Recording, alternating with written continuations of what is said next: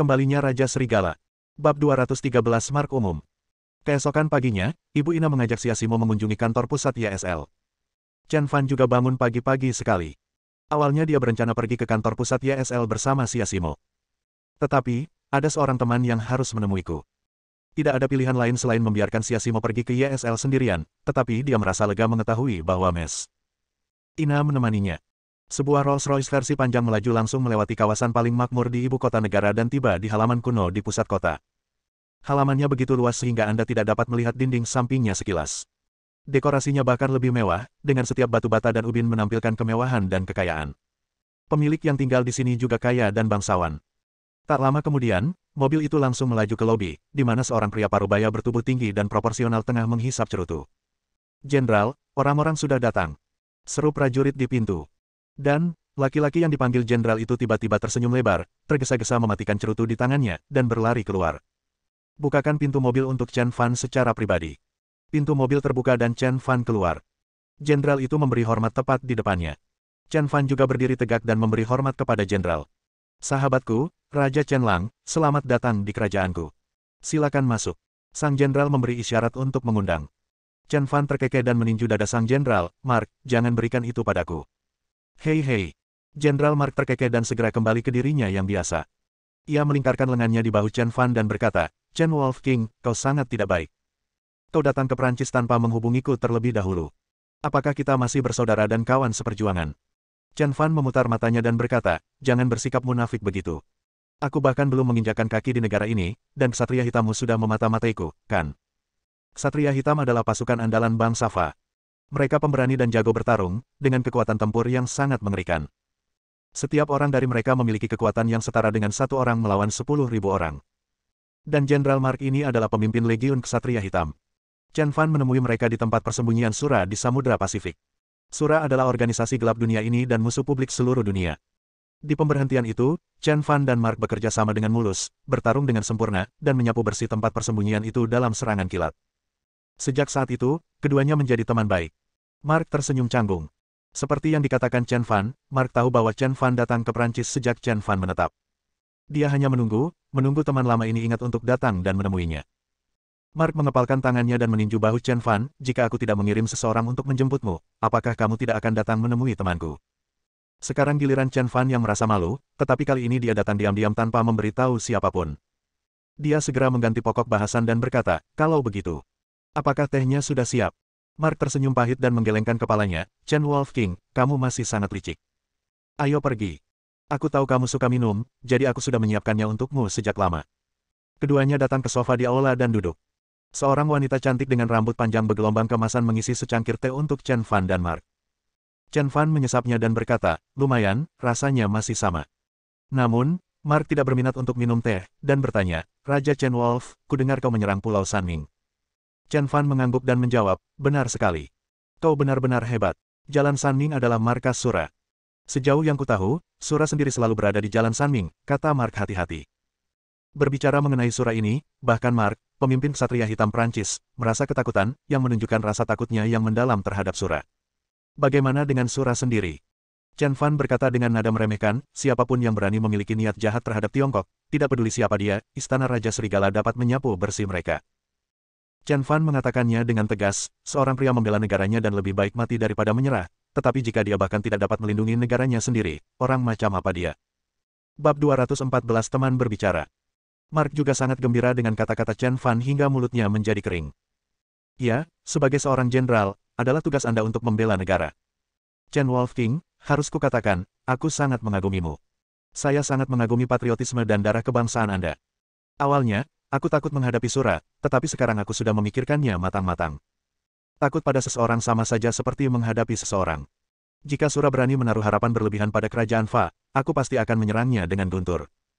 Bahkan jika Ksatria Hitam tewas dalam pertempuran, suara pertempuran akan tetap keras." Chen Fan mengangguk dan berkata, "Jangan khawatir.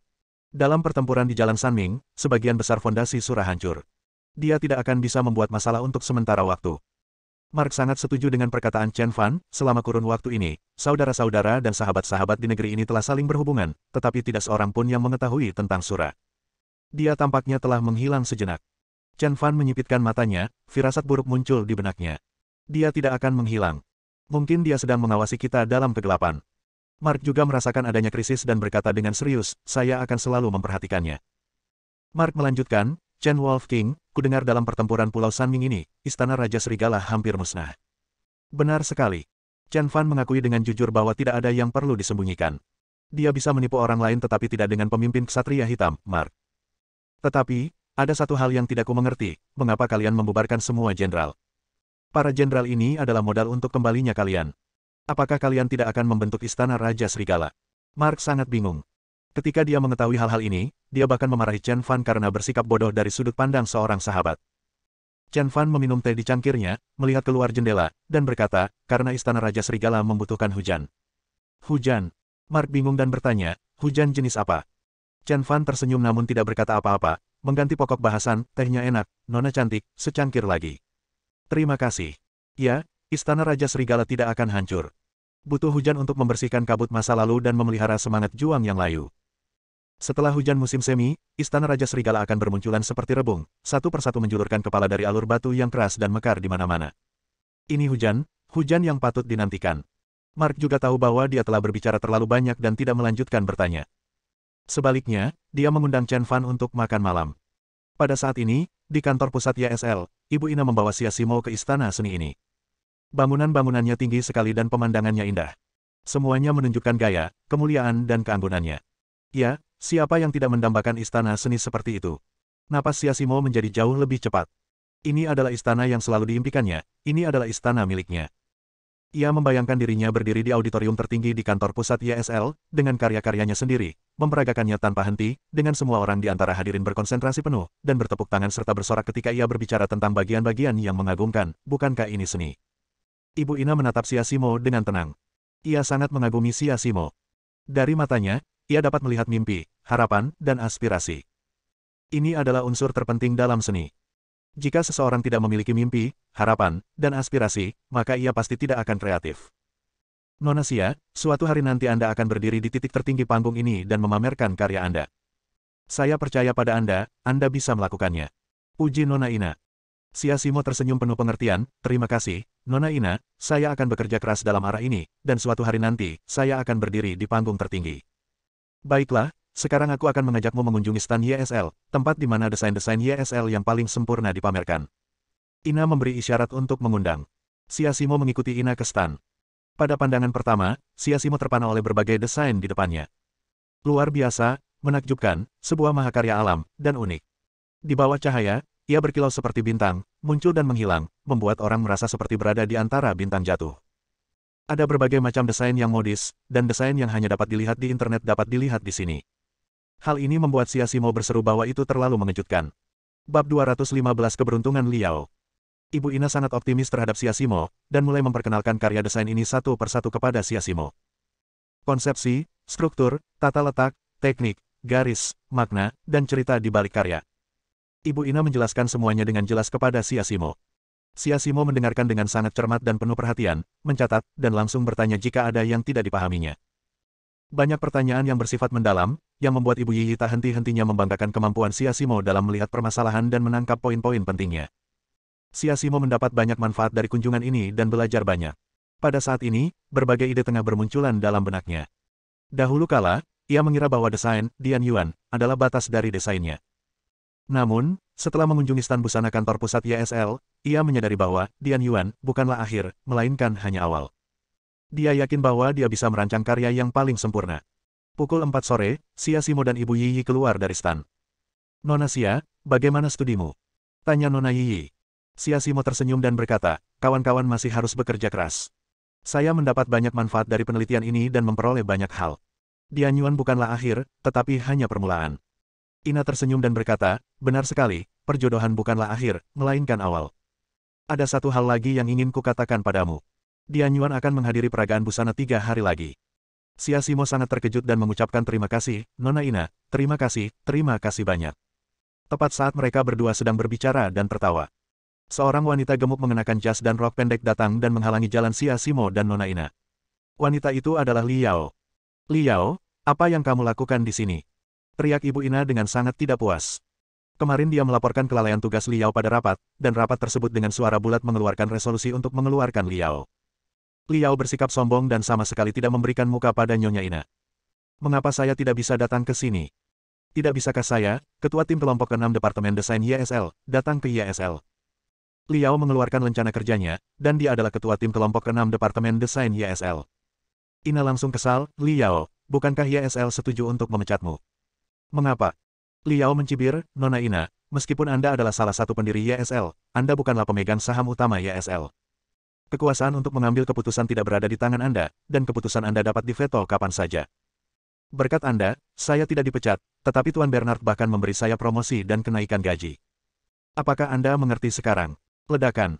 Pikiran Ina menjadi kosong, dan dia mengerti bahwa Liao menggunakan tubuhnya untuk membuat Bernard berubah pikiran. Bernard adalah salah satu pemegang saham terbesar YSL. Dia memiliki banyak hak bicara dan dapat memveto proposalnya sendiri. Dia menggertakkan giginya, tetapi tidak berdaya melakukan apapun. Nona Xia, maafkan aku mengingkari janjiku. Ina meminta maaf kepada Siasimo karena tidak membiarkan Liao mendapatkan hukuman yang pantas. Siasimo bisa menebak beberapa hal yang terjadi. Pastilah Liao menggunakan keterampilan tradisionalnya, merentangkan kakinya. Nona Ina, ini bukan salahmu. Siasimo menghibur Ina dan berkata, jangan khawatir, beberapa orang pada akhirnya akan menerima hukuman yang pantas mereka terima. Namun, Liao mengabaikannya. Selama dia membuka kakinya, kesulitan apa yang tidak dapat diselesaikan. Dia menatap Siasimo dengan dingin dan berkata, Siasimo, aku tidak menyangka kamu benar-benar desainer Dianyuan. Ada banyak hal yang tidak dapat kau bayangkan, tetapi yang mengejutkanku adalah kau benar-benar sia-sia. Kau telah bekerja di kuil seni seperti YSL selama 8 tahun, tetapi kau tidak melakukan apapun. Sungguh memalukan. Siasimo memarahi tanpa ampun. Jika Liao tidak membuka kakinya dan merebut kesempatannya untuk belajar di luar negeri, prestasinya mungkin telah mencapai puncaknya sekarang. Namun, dia kehilangan kesempatan bagus seperti itu. Dia dan YSL bertemu terlambat. Bab 216 Siasimo dalam masalah. Kamu. Siasimo berani memarahinya dengan sangat kasar, membuat Liao sangat marah hingga otaknya tersumbat. Bukankah yang kukatakan itu benar? Kata-kata Siasimo sangat menyayat hati. Anda telah bekerja di YSL selama 8 tahun. Apa yang telah Anda pelajari? Apa yang telah Anda capai? Selain mempertahankan keterampilan kaki terbuka, apa yang dapat Anda lakukan? Kamu sampah kelas desain, bajingan, kamu tidak berguna. Siasimo mengumpat dengan perasaan nyaman dan puas. Kata-kata ini adalah hasil dari usahanya selama bertahun-tahun. Jika bukan karena wanita ini, nasibnya pasti tidak akan seperti ini. Li Yao terdiam. Dia biasanya fasih berbicara, tetapi dia sama sekali tidak berdaya di hadapan Siasimo. Dia menahan amarahnya dan membiarkan Tuan Bernard membantunya melampiaskan semuanya. Saya yakin Anda pasti sangat kesakitan akibat serangan brutal Tuan Bernard. Aku merasa bahagia saat memikirkanmu kesakitan, terhina, tak berdaya, dan ingin bunuh diri. Akhirnya, Li Yao benar-benar tertawa. Dia berkata, Siasimo, aku di sini bukan untuk bertengkar denganmu. Di antara kita, yang ada hanyalah pertengkaran. Yang lainnya tidak mungkin, kata Siasimo tajam. Li Yao menggertakkan giginya dan berkata dengan suara berat, ada yang salah dengan perjodohanmu. Siasimo mencibir, apakah ini caramu? Terlalu kekanak-kanakan. Li Yao melanjutkan, Tuan Bernard menemukan kekurangan di Dianyuan dan secara khusus mengundang Anda ke restoran Mikla untuk jamuan makan guna membahasnya. Mendengar ucapan Pak Bernard, Ina yang ada di sebelahnya pun tercengang. Bernard memang iblis, dan dia sudah bisa menebak apa yang akan dilakukannya. Maaf, aku tidak punya waktu. Siasimo menolak dengan tegas. Dia bahkan tidak mengenal Bernard, jadi mengapa dia harus menyetujuinya? Tidak ada waktu.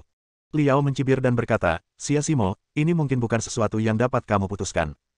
Tuan Bernard adalah pewaris keluarga Bell. Keluarga Bell adalah salah satu dari 4 keluarga besar di Kyoto, ibu kota negara Fu.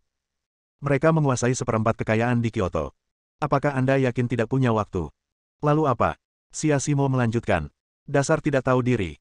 Li Yao mencibir dan melanjutkan, kamu mungkin tidak tahu bahwa Tuan Bernard adalah salah satu pemegang saham terbesar YSL. Apakah Dianyuanmu dapat berpartisipasi dalam peragaan busana tergantung pada kata-kata Tuan Bernard?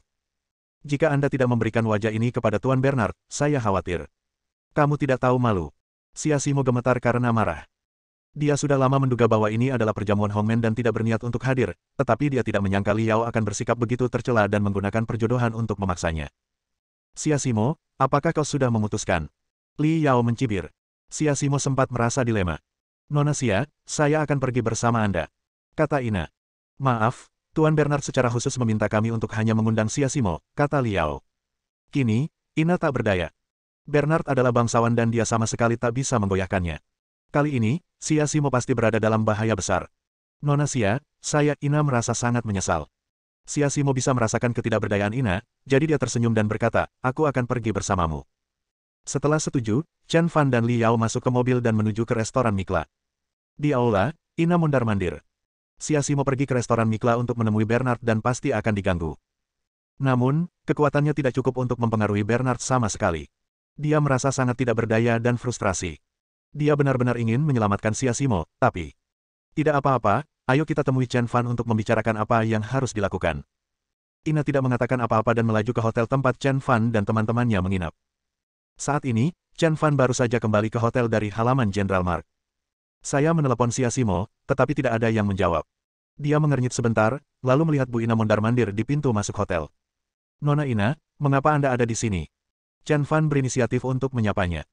Ibu Ina merasa seolah-olah dia telah meraih sedotan penyelamat dan buru-buru berkata, Tuan Chen, ini buruk. Nona Xia dalam bahaya. Apa? Ledakan. Chen Fan seperti tersambar petir, aura pembunuh yang mengerikan terpancar dari seluruh tubuhnya. Apa yang terjadi? Apa yang terjadi pada Simo? Bersambung.